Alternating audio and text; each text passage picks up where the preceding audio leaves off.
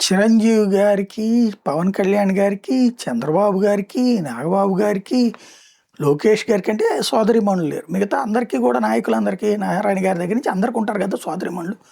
వీళ్ళు సంపాదించిన ఆస్తులు వాళ్ళకి ఎంత వాటా ఇచ్చారో ఎవరికీ తెలీదు. బట్ జగన్మోహన్ రెడ్డి తండ్రి ఆస్తిలో వాటా ఆల్రెడీ తండ్రి ఉండగానే ఇచ్చేశాడు. జగన్ తను సంపాదించిన దాంట్లో 200 కోట్ల రూపాయలు కూడా ఇచ్చాడు.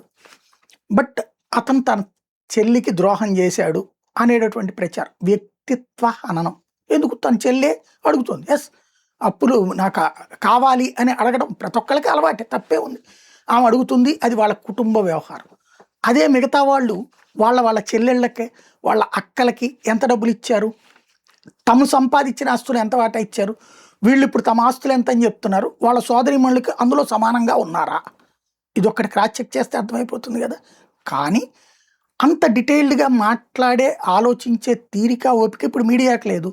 అటు బానిస ఇటు బానిస అన్నటువంటి కట్టు బానిసల రాజ్యం నడుస్తున్నటువంటి దశలో జగన్ని వెంటాడటం వేటాడటం అనేది, ఏది బాబాయిని చంపాడు, బాబాయిని చంపితే ఏం ఉరుగుతుందిరా నాయన అంటే, లేదు లేదు పార్టీ లాక్కునేవాడు, లేకపోతే జగన్నే తోసేసేవాడు, అంత సీన్ ఉన్నోడా అంటే, లేదు లేదు ఉంది.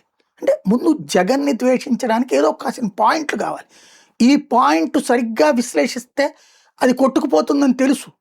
కానీ ఆ సరిగ్గా విశ్లేషించే వాళ్ళని బూతులు తిట్టి, వాళ్ళని వ్యక్తిగతంగా దూషించి ద్వేషిస్తే మా పని జరుగుతుంది అనేటటువంటి రూట్లో నడుస్తున్నటువంటి ఒక మానసిక బానిసత్వం. ఇది చాలా ప్రమాదకరం. జగన్ ఇలాంటి ఉచ్చుల్లో నుండి తట్టుకు నిలబడగలడా? డౌటే.